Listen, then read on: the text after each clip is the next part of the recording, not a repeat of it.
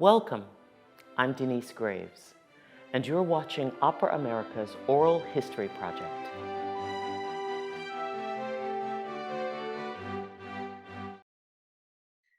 Brian Salesky, thank you so much for joining us for this conversation. What a pleasure to be with you today, Mark. When we were celebrating our 50th anniversary back in 2020, it came to a sudden halt around the middle of March, and we couldn't go forward with our oral history project. So we're really delighted that we're picking that back up and that you're part of this. And I just, full disclosure, you and I shared an office back in 1980 into the beginning of 81. So we do go back 40 years as office mates. So it is a special pleasure to connect with you about that. Always. And, Brian, you have your early career is rooted in a part of American opera that really was at a moment of tremendous flowering. And New York City Opera, for instance, at the apex of its productivity and its excellence when touring was going on around the country. So there are so many insights that you have, and I just wanted to capture those. So let's start, if we can, because you were a Julius Rudel Award recipient. Correct.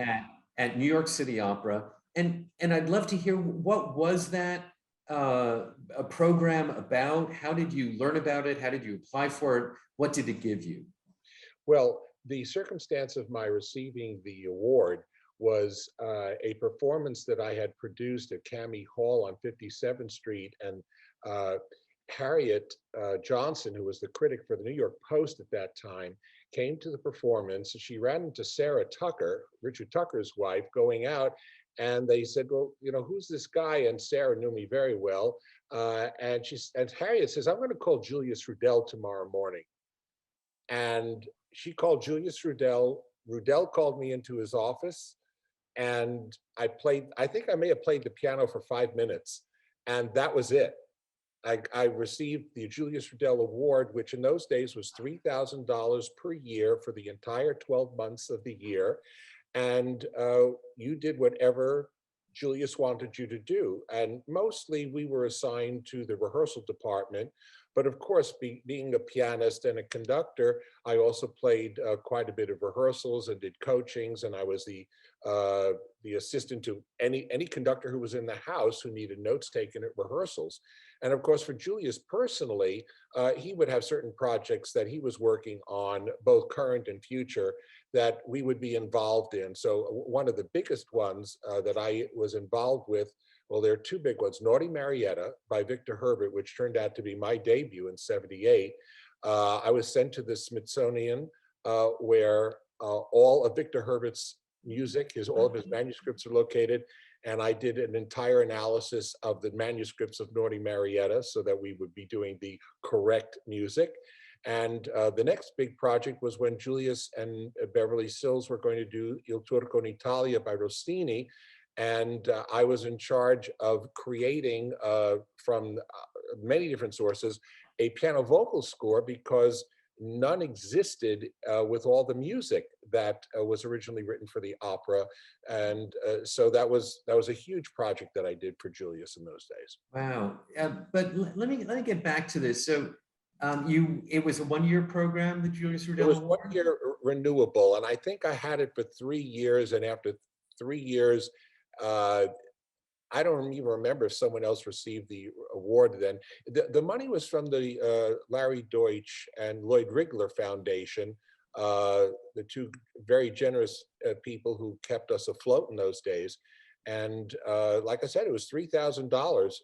No matter what you did, it was $3,000. And I just want to clarify that it was $3,000, and you were kind of expected to be on the job all year long?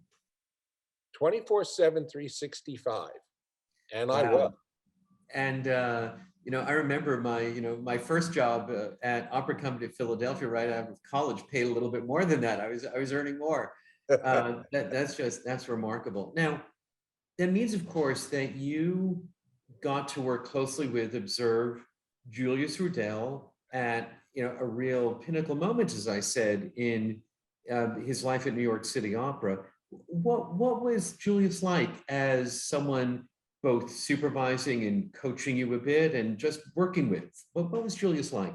Uh, Julius, of course, was a master of so many different things. He was a master producer. He was a master at repertoire of just about every kind. As you know well, Julius's respect and love for contemporary opera was was somewhat unequaled in the United States, and he produced so many American works back then. Uh, it- to be in his employ was difficult because Julius had 100 things going on at every single moment, as any of us do who are wearing many hats. And of course, he was running an opera company with a Lincoln Center spotlight on him, so he didn't have time for chit chat.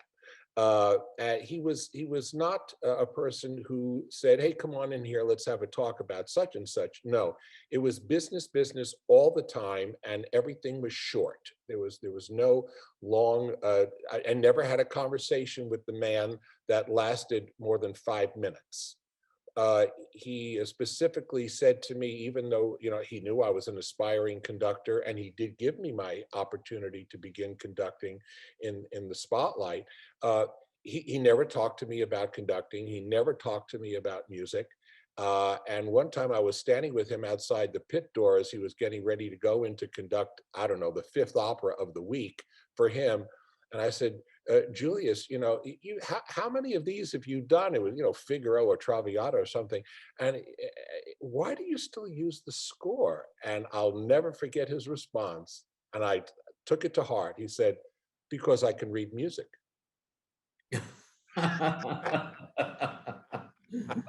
I said, well, I guess that gives me permission to use the score, and I haven't done 1% of what you've done yet.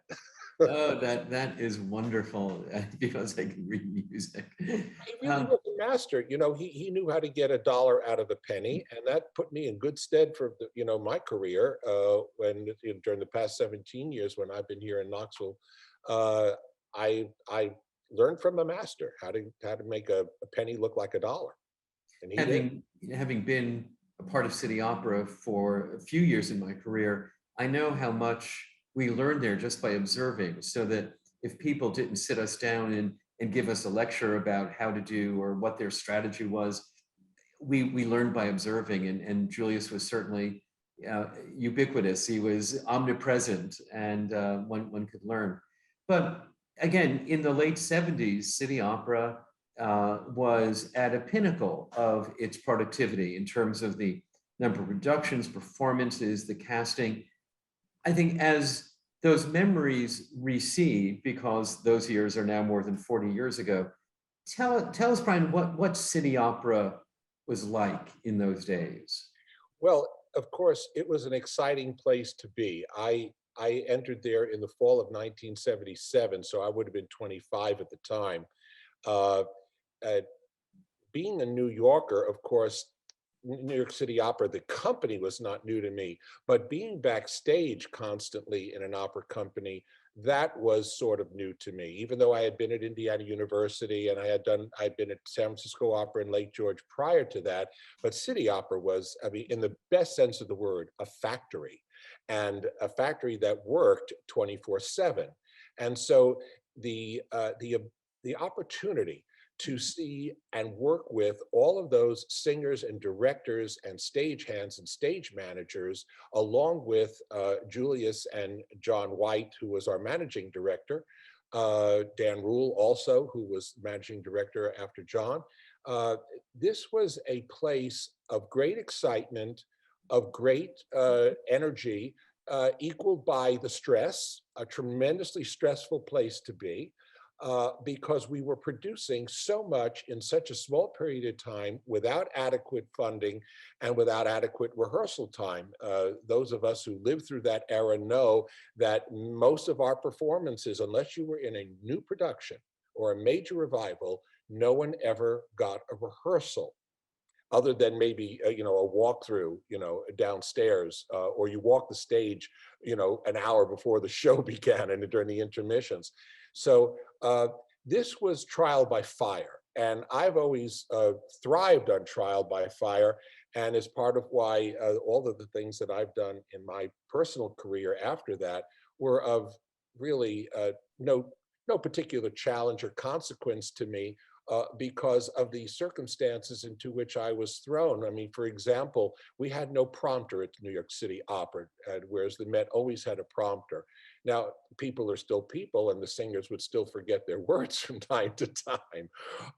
And on an occasion, we had a tenor who was crashing and burning in Pagliacci, and I was sent into the pit with the cover tenor who didn't know it by memory. And he stood there in the pit with his score, and I was looking at the conductor conducting live, and I was conducting the tenor who couldn't look at the conductor because he didn't know it. And so he was reading the music out of the score, and there we were in a live performance doing such a thing. That's nuts. But boy, you find out what you're made of when those things happen. Of course, so many of our member companies didn't exist in 1978.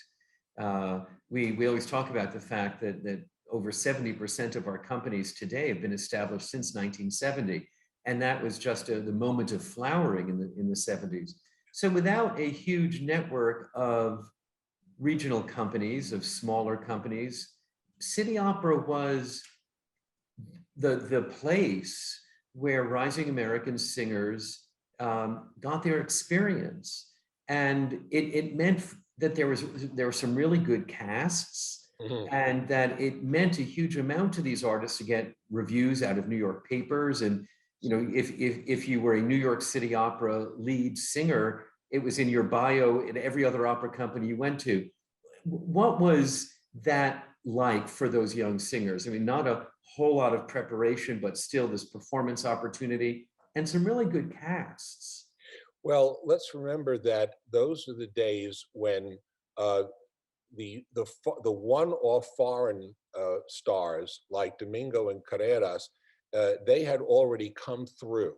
And so their being catapulted to the Met and beyond was advantageous for the American singer, because the spotlight on City Opera grew larger and larger because of the people who had come before, who had catapulted onto the international stage. So when you had people like Catherine Malfitano and her group, and a large group who, for the most part, were then managed by Matthew Epstein, who was a major force in the artist management business at that point. This was a perfect storm in a positive way for the American artist. You had certain people who were in the fast lane; they were on the fast track to a big career, and that lifted the boat for everybody.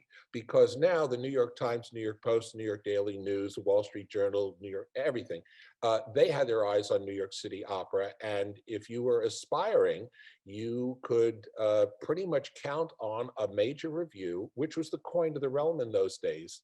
Nowadays, it's not so much that way, but in those days, we know that a New York Times review, even if it was one sentence, that was the coin of the realm, which would get you noticed by the the opera companies that were not on the East Coast, so to speak. So it was critical for marketing purposes of singers that they make their way through the tunnels, the tunnels of the New York City Opera at the New York State Theater. Yeah, a remarkable time. I really wanted to speak to you about the New York City Opera National Company. And it happens to be, the first job that I had at New York City Opera was down on the Lower Concourse with you and Nancy Kelly. Right. And at that time, there was Western Opera Theater out of San Francisco, and Houston Grand Opera had Texas Opera Theater. In working on our 50th anniversary and looking into the history of opera in America, it's amazing how many little touring companies there were. The Pellegrini company that performed La Sonnambula in San Francisco in 1850. So there's a big history of touring from the 19th century, doesn't exist any longer. But the National Company at New York City Opera was a major affair of moving chorus and orchestra and soloists and sets and costumes across the country. You were there from really the very beginning of the National Company, Brian. And what was it like? What was a bona fide touring company like in those days? In those days, we called it bus and truck touring, and that was that was a function of the Broadway tours of old. And the touring challenge for an opera company like San Francisco or Houston or New York, where you had a mother company that you were taking advantage of in the best possible way, was critical, because you had all the support at home, whether that was the physical production, the costumes, the music materials, etc. You had all of that support to go forward. The critical part of the touring operation, I thought, was the logistics. You can put people on a bus, chorus, soloist, orchestra, but the logistics were phenomenal. And remember, these were not week-long engagements. This was one day, one performance, one venue at a time. Very rarely did a venue book us for 2 shows. So the Carmen tour that we did back in 82, 83, we did 34 Carmens in 36 days in 34 cities. It's incredible. That we did it is a miracle. But here's the thing, we knew it going in. And so from the stage manager and the crew people, the head carp, the head electrician, etc., those people who traveled with the set overnight on a touring bus where they could sleep and have bathroom, everybody knew their part, and so it was a very well-oiled machine. So no one got to complain about anything. That's the nature of bus and truck. So you'd hit the new hotel at whatever time in the afternoon you got there. You dump your luggage, and basically, shower and go to the theater and do the show, and then crash afterwards and get up at God knows what the next morning and do it all again. And you did that 34 times in 36 days. And the backstage facilities at many of these places were horrific, because we were playing a lot of old theaters. Remember, this is like you said, 40 years ago or so.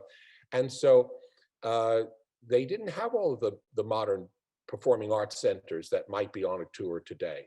And so you rolled with every punch possible. There were times when certain orchestra members, and we traveled with a very small orchestra, but certain orchestra members couldn't be in the pit. So they either had to play outside the pit or they stayed in the hotel because there was literally no room for them. And in terms of the staging, each stage director had to stage the opera so that it was possible to do it in a 50-foot wide proscenium and a 25-foot wide proscenium, something that had 20 feet depth and something that had 45 feet depth. And again, what a great learning ground for all of these artists. Yes, they were disappointed when they were in not optimal conditions, but it set them up for being able to do anything, anywhere. When I talked to Cheryl Mills in one of these conversations, the he Goldovsky was talking about Goldovsky, exactly. And he said the value to him of doing the same role dozens of times, where he could just test the boundaries of vocally what he could do, dramatically what he could do, and that the tour, rigorous as it was an incredible training opportunity. Would you agree with that? Absolutely. And the Goldovsky tours were famous on the East Coast because they came out of the East Coast. I think Boris was based in Boston. Boston, he's Boston based. And so and Cheryl, who was a major part of the New York City Opera at the early part of his career, so everybody there had that in the back of their minds when this all started in the late 70s. uh, and no one was afraid of this, absolutely no one. We had great confidence that we could pull this off, and we did. And when something got lost along the way, you punted. It just, nothing mattered. You just knew that the stage was out there, you got the job done. And it was just an amazing experience over and over and over again. We had two casts, by the way, Exactly. in who And are I wanted to talk about the logistics a little bit more because well, I worked with you on the Lower Concourse. It was the Traviata tour, that's right. and I was, arranging the hotels. Uh-huh. And once a week, you would spend 2 nights in the same hotel, and I had to make sure that that hotel had laundry so that everybody on that extra day could do their That's right. laundry. That's right. And Well, that if I remember correctly, the crew bus, like the crew had a bus that was like a rock and roll tour that's bus right. Because they had because to they sleep on would the take the bus. they would take the set down and travel through the night. That's correct. That's correct. It was the only way to do it. And like I said, I think it was a logistical miracle, nightmare and miracle, that it happened, because you can never trust what any given presenter is going to set you up with when you show up at 6 o'clock or 8 o'clock in the morning to load in. You just don't know. There's, of course, there's a technical writer which says we need A, B, C, and D, including the number of crew, but you really don't know what you're going to get. And these guys were magicians. They just got it done. Of course, the set had to be designed in a way that it could play on a 50-foot wide versus a 25-foot wide proscenium. And like I said, they were geniuses. They knew how to get it done, and we had a brilliant stage manager who kept it all hanging together. And just to put a fine point on it, that meant there was one day load in and perform that night, and there was just Absolutely. no margin, no No, margin for error. zero margin for error. Of course, we never rehearsed on the road. We rehearsed in New York. I think we were up at Fordham uh, for the I don't Carmen. remember. Yeah, for the Carmen tour, we were up at Fordham maybe in the Bronx, and that was it.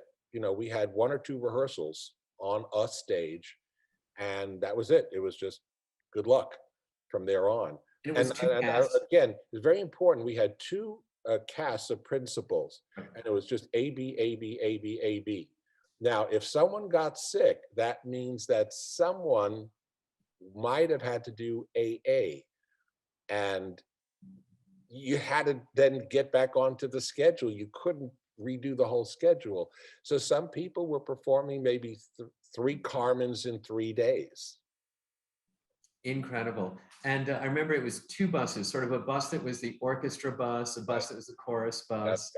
right. Just incredible. But then what was it like? What was the reception in some of those small towns? And they were small towns where you'd Yes, perform yes, they were. in suboptimal conditions from the point of view of technical theater. But then what was the reception?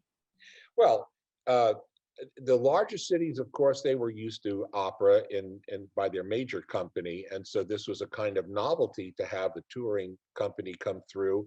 Uh, and in those days, it's pretty fair to say, with younger voices, younger artists, people who might have been a little more dramatically interesting than the park and bark, as we used to say. Uh, for the smaller towns, they were tremendously enthusiastic because they never got opera. Certainly not the a meat and potatoes piece like Carmen or Traviata, and so their appreciation was appreciated by us, the performers, because they were just so enthusiastic to have us there. And to me, again, it was a miracle that this could happen over and over and over and over and over again. And for that, we have to thank the people who were booking us into these places. That kind of booking doesn't exist anymore. The touring artist who gives a recital in 15 cities, Mhm. across 3 months, that doesn't exist anymore. So a lot of what we did doesn't exist anymore, sadly to say. If I remember correctly, the presenters would pay a fee of about $20,000, Correct. $22,000, something like that, That's which correct. in today's dollars, considerably more, but still, they were paying substantial dollars for one performance of Carmen or Traviata, and it was a pretty remarkable network. It was, and we were being booked by Columbia artists in those days. So obviously, because they had so much activity with booking orchestras, particularly, that was important. Producing work for not just a solo artist, but for groups, ballet companies, modern dance companies, etc. They were well qualified to do this type of booking because they knew the houses that had the budget for this thing. Nowadays, and you travel a lot more than I do, but I don't imagine that there are a lot of houses that are booking in today's dollars, $50,000 to $100,000 one night stands. I mean, it doesn't work financially, right? Yeah. Whereas in those days, they said, "Hey, we have a budget. We think it's important to have an opera come through here. So let's get those guys from New York." It is just a fascinating history of opera in this country. Now, Brian, you said that you made your debut at City Opera in Noli Marietta. Right. And of course, if we take a look at your bio, we see that you've got some Broadway credits. And I always like to ask people like you, is it musicals versus opera, or is it musicals and opera? Well, in my growing up, there was no distinction made in my family because my parents loved it all, and I was dragged to the Old Met on 39th Street as a child, begrudgingly at first, and then, of course, I caught the opera bug very seriously. So to me, whether you were going to see My Fair Lady or West Side Story or La Boheme or Otello, it made no difference if you're going to the theater. And so there was straight theater, and then there was the musical theater. So for me, it was no difference. And during my time here, over the last 17 years in Knoxville, I can tell you that I have been a champion of saying musical theater and not opera, because I think part of the reason that opera has gotten a bad rap in our country is because people think it's only foreign language stuff from 200 or 400 years ago. And the person who doesn't grow up like I did and like you did with that exposure, there's a barrier there for them. And if I can show them that their favorite Broadway tunes all came about because of operetta, and going back in sequence, operetta, which begat Broadway, and then opera. There's no reason to fear this form. And so people, fortunately, I can say I've transformed people's attitudes towards opera by saying it's just musical theater in a foreign language. That's all it is. And you don't have to like everything in the food store. If you don't like aisle 7, go to aisle 8. So if you don't like Puccini, go over to the other guy to see if Mozart rings your chime, or Mussorgsky, you like him, or something that was written by Menotti, whatever. It's just all the same genre to me. And so to me, it's not or, it's an and. And I've always felt that way. It's an and. And to me, when we talk about crossover artists, and they're very famous crossover artists, Pavarotti being, one of the people who was methodical about trying to cross over, at least in concert repertoire. For me, I say thank you. Thank you for doing that, because without the crossing over, we can't really break down those barriers of the idea that opera is that famous lady with the horns and the breastplate given to us by Bugs Bunny, in What's Opera Doc. So for me, doing Broadway, as you mentioned, I did 2 shows on Broadway, On Your Toes and Man of La Mancha.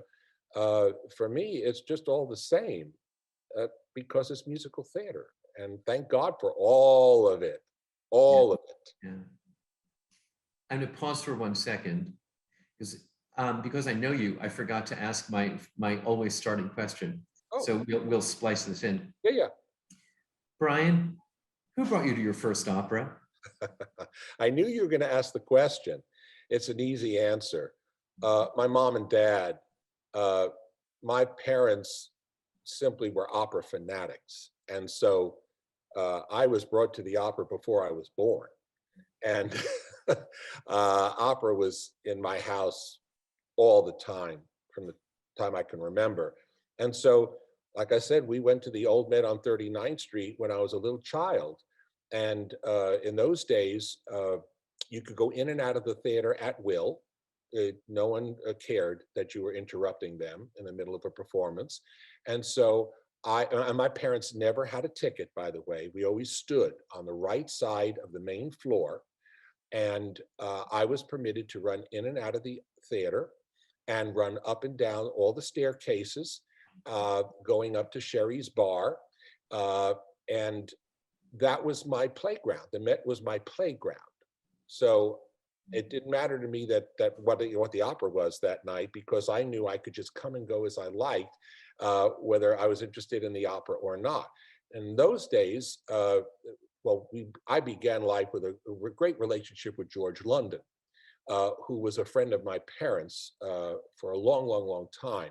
I even have a baby diaper signed to me from George London, believe it or not. Great. And so opera was always in our lives. You know, eventually Richard Tucker became like a second father to me. So first opera, absolutely my parents, and I can't tell you what it was. I can tell you my first memory, distinct memory of the opera was when I was 9 years old. My mom took me to the dress rehearsal of Fanciulla del West, and you could sit wherever you want. So we sat right down front, and I remember Leontine Price walking down the steps, and I was just mesmerized by this incredible lady and her voice. I was only 9 years old in 1961. She ended up not singing the performance, by the way. Dorothy Kirsten sang the opening night that year, but I remember it vividly. And because my parents were very aggressive, shall we say, my dad would take me backstage during the intermissions. Can you believe that? There was no security in those days. You could just walk backstage as you liked.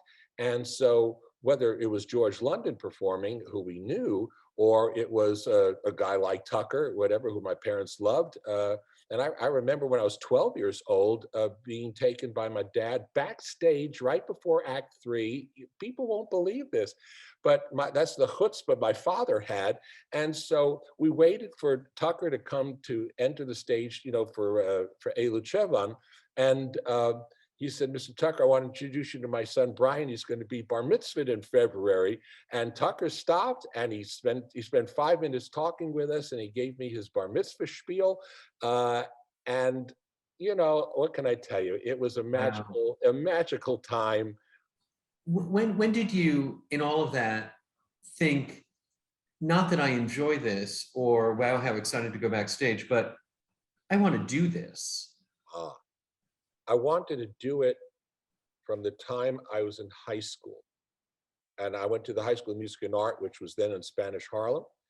A girl came into my homeroom class one day and sang Luzetta's Waltz. I did not know what it was. Obviously, I'd been to La Boheme's, but I didn't know what it was. I ran home that night and I said, "Dad," I sang it to him, and I said, "What is this?" And he said, "Well, that's Luzetta's Waltz, La Boheme. Do we have a recording?" Well, we had 4 recordings of La Boheme.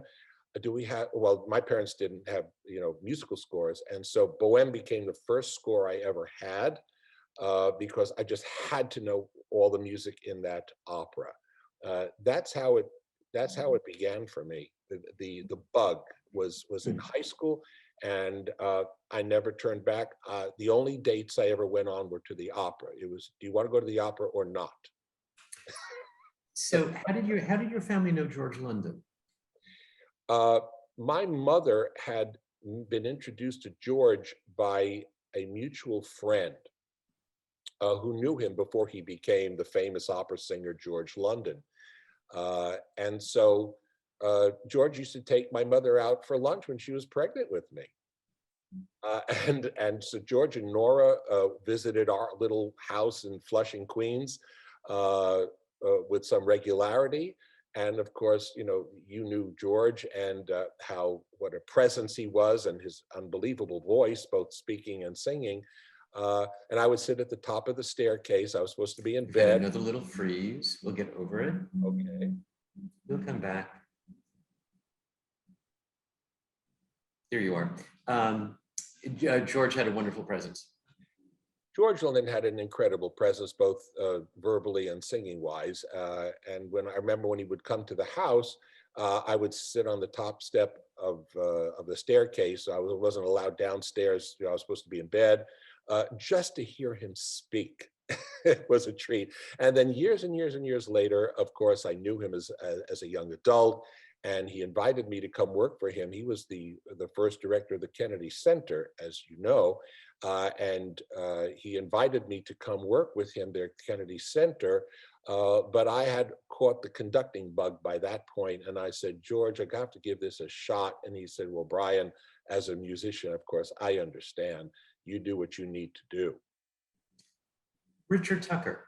Richard Tucker, huge favorite of my parents. And then what happened was, you know, Tucker lived in Great Neck, and his accountant was my dad's accountant, also Great Neck. And my father's best friend was an attorney who was in that mix. And so from being fans who would just appear backstage after performances, now we were part of this intimate group of friends via these relationships. And so I would have the privilege of staying backstage with Tucker during performances. I helped him in whatever way he needed help during performances, certainly helping him, you know, undress after the shows. But I would spend some performances just literally shadowing him, and can tell you some fantastic stories. Tucker was a huge sports fan, and he bet on everything. And so the ball game was on in the electrician's booth, upstage left. He'd go into the electrician's booth to watch a game until the last possible moment before he had to walk out on stage. And I would say, you hear with the music, right? Yep, one more minute, one more play. And the one more play would go by, and he'd dash out of that booth and walk right on the stage in character, singing like a god. That was him. In 1969-70, I was a supernumerary in Aida at the Met. That was the year that they would delay their opening until December because of the strike. And so Tucker was opening night, Radames in Aida, and I was in the Aida with him as a super. And one night we were standing backstage during Act 3, waiting for the end of Act 3. And he said, you know, Corelli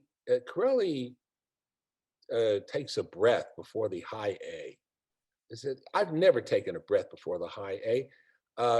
Claver was conducting, and she said, you know, if I took a breath there and held the A longer, Claver would be upset with me. I said, you're Richard Tucker, for God's sake. Do what you want to do. Have fun tonight. Take a breath and hold the A forever. And so I'm standing right above Tucker on the temple steps, and he holds the sword out to sing Io resto a te, and he takes a breath before the A, and I thought Claver was going to fall on the floor because he knew Tucker exactly the way he did it, and he never took a breath. And this night he took a breath, and his upbeat to the downbeat was screwed up because of the breath. And of course, Tucker held it forever. And I said afterwards, I said, you see, nothing bad happened. It's okay, you're Richard Tucker, you can do what you want. Incredible. What amazing, amazing memories those are. Yes. Um, Brian, I want to say thank you for sharing with us this incredible set of memories you have from such an important moment in the emergence of American opera. The great American singers like Richard Tucker, to touring, to City Opera, and all that went on there, Julius Rudel. You are a walking bit of American opera history, and I'm so grateful for your time today. Well, Thank thank you you, very, Mark. very Of much. course, our relationship, which goes back 40 years, is unique for both of us, and one which I will treasure forever. And I thank you for that. I look forward to our dinner this fall in New York. Please, thank you. Good. Bye, Thanks. everybody.